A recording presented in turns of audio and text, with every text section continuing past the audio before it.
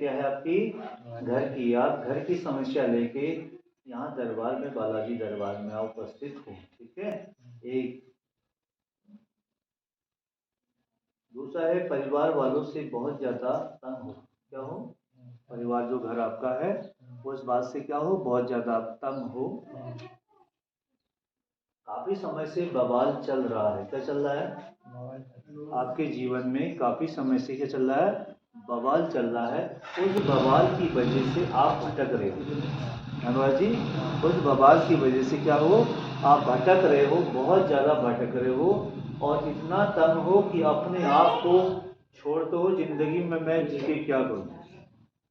ठीक है, जैसे ठीक है, सोचते हो जिंदगी में मैं क्या करूं जी के। अब चौथी परेशानी है, तीसरी चौथी परेशानी है, आप अपनी धर्म पत्नी, ठीक है, आपकी जो धर्म पत्नी है जैसे हम, आप अपनी धर्म पत्नी से बहुत ज्यादा दुखी हो। क्या हो? आप अपनी धर्म पत्नी से बहुत ज्यादा दुखी हो। उस धर्म पत्नी के कारण, समझ लो, जिस धर्म पत्नी के कारण ही दरबार में उपस्थित हो, उस धर्म पत्नी के कारण ही आप बहुत ज्यादा दुखी हो। आपकी धर्म पत्नी आपसे प्यार नहीं करती है। हाँ या ना? करती है? आपकी धर्मपत्नी आपसे बिल्कुल प्यार नहीं करती, आपको बिल्कुल समझती नहीं है कि आप घर में हो या ना हो, ये बात बराबर है। बस अपने कमाई में लगी पड़ी है, जिसके आपका आदर सम्मान बिल्कुल नहीं करती। आपकी धर्मपत्नी आपका आदर सम्मान बिल्कुल नहीं करती है। इसी बात से बहुत ज्यादा दुखी हो। आपके मन में कुछ बातें चल रही हैं जो अब मैं शो करना चाह रहा हूँ। आपके मन में कुछ बातें ऐसी चल रही, क्या मेरी धर्मपत्नी सही रास्ते में है या गलत रास्ते में चल रही? आपका क्या मन है या नहीं? है या नहीं? तभी मैं आगे बोलूंगा, ठीक है। आपके मन में यह है कि क्या मेरी धर्मपत्नी सही रास्ते में चल रही या गलत रास्ते में चल रही? बाबा जी मुझे ये बात बता दीजिए, ठीक है, मैं शो करूंगा इस बात को। अब दिल से सुनना भगत जी, बोलो जय श्री राम। आपकी धर्मपत्नी इस समय सही रास्ते में चल, इस समय सही रास्ते में चली, मगर आपकी धर्मपत्नी पहले सही रास्ते में नहीं चलती थी। इस समय तो फाइनली है कि सही रास्ते में चल रही है। पहले आपकी धर्मपत्नी सही रास्ते में नहीं चलती थी, आपकी आंखों में धूल झोंकती थी। क्या झोंकती थी? आपकी धर्मपत्नी आपकी आंखों में धूल झोंकती थी, गलत कार्य करती थी। मैं पूरा ओपन नहीं करूंगा कि ये करती थी, गलत कार्य करती थी। जो गलत कार्य करती थी वो आपको पता चल गया था। चल गया था ना?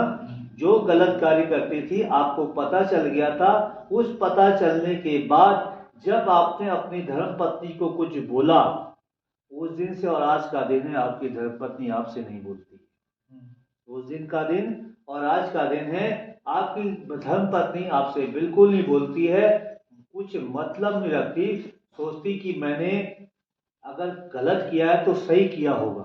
वो सोचती है कि मैं गलत नहीं हूं, समझ गए? क्योंकि ये गलत करती थी। इसकी सच्चाई आपको आपके बेटे ने दिया कि पापा यहाँ पर कोई आता है। दिया नहीं दिया? आपको आपके बेटा कितने साल का है? अभी तो 22 साल का है। आप 22 साल का। पहले कब दिया था? तो 9-10 का है। 9-10 साल। जब आपका बेटा 9-10 साल का था, तब आपके बेटे ने आपको सच्चाई दी कि पापा अगर आप बाहर रहते हो तो कहाँ पर मेरे घर में, हमारे घर में कोई आदमी आता है रोजाना। है? कहा था कि कहा था? रोजाना हमारे घर में आता है, वो रात को यहाँ रुकता है।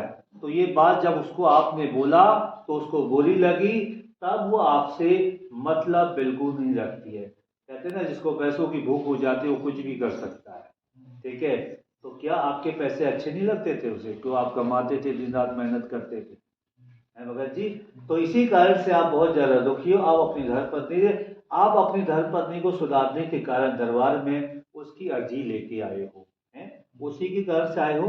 बाकी तो वैसे सब कुछ ठीक है, दुख बीमारियां ऐसी कोई बात नहीं है। पर यही बात है कि आप अपनी धर्मपत्नी की शिकायत लेके दरबार में उपस्थित हो।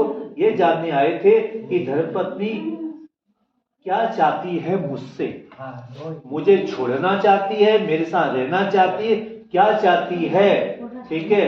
इसी कारण की वजह से देखो भगत जी, मैं जो भी बात बोलूंगा अपने सर में ब्लेम नहीं लूंगा, किसी पे मैं झूठा आरोप नहीं लगा सकता हूँ, ठीक है। मैं अपने सर पे ब्लेम नहीं लूंगा, मैं आपको क्लियरली बोलता हूँ। इसी कारण से आपकी धर्मपत्नी के कारण से आपके बाल बच्चे भी आपसे नहीं बोलते हैं, बोलते हैं आपसे सही से नहीं बोलते हैं, सही से बात नहीं करते हैं। तुम सोचते हो अब मैं क्या करूं, ना बच्चे बोले ना बीवी बोली, जाऊं तो कहां जाऊं, अब कमाऊं तो किसके लिए कमाऊं, सोचते हो नहीं सोचते। अब बच्चे नहीं बोलते हैं, बीवी नहीं बोलती, तो मैं कहां जाऊं, उन्हीं के लिए तो भाग दौड़ जिंदगी में दिहाड़ी मजदूरी मैं करा, मुझे करना क्या चाहिए, मुझे क्या चाहिए। आपने क्या इसी सोच की वजह से जो हरकत हो रही है आपके जीवन में, इसी सोच की वजह से क्या आपने इस सुसाइड करने का विचार किया, आपने बताया तो नहीं मुझे, आपने सुसाइड करने का विचार किया या नहीं किया, कितने बार किया। 2-3 बार। मरना तुम्हें नहीं चाहिए, जो गलत करता उसे मरना चाहिए। खुद मरोगे तो बोलेंगे यही गलत था और ये मर गया। अब आपने अपने अंदर एक सुसाइड करने का प्लान बना दिया था कि बच्चे नहीं बोल रहे हैं, पत्नी नहीं बोली, तो मैं क्यों कमाऊं, किसके लिए कमाऊं। आपका सुसाइड करने का मन हो चुका था 2012 में, कितने बारे में, 2012 में। ये तो आपका 22 चल रहा है, ये कहानी बहुत समय पुरानी है भगत जी, है। मैंने कोई बात आपको गलत बताई, कोई बात गलत बताई तो आप सो कर सकते हो, नहीं। ठीक है। ऐसा आपके साथ बीत रहा है और आप अंदर ही अंदर रोते हो, और कभी कभी घर से तो ये मन करता है आपको। तो भगत जी मैं आपको समझा देता हूँ, क्योंकि आप मेरी उम्र से बहुत बड़े हो, मैं आपको समझा देता हूँ। कभी भी किसी के कारण नहीं मरना चाहिए, अगर वो ऐसा कर रहा तो उससे अच्छा और करो, उसको देखो आपसे प्यार करने लगेंगे, समझ गए। तो रोना नहीं है, बिल्कुल घबराना नहीं है। राधा रानी को मानो या श्री बालाजी हनुमान जी को मानो, दिल से मानो, आपके सारे कार्य बनेंगे। भगत जी बोलो जय श्री राम। भगत जी यही पूछने आए थे, यही पूछने आए, सही बात हुई, जो सोच के आए थे वही बताया। बोलो जय श्री राम।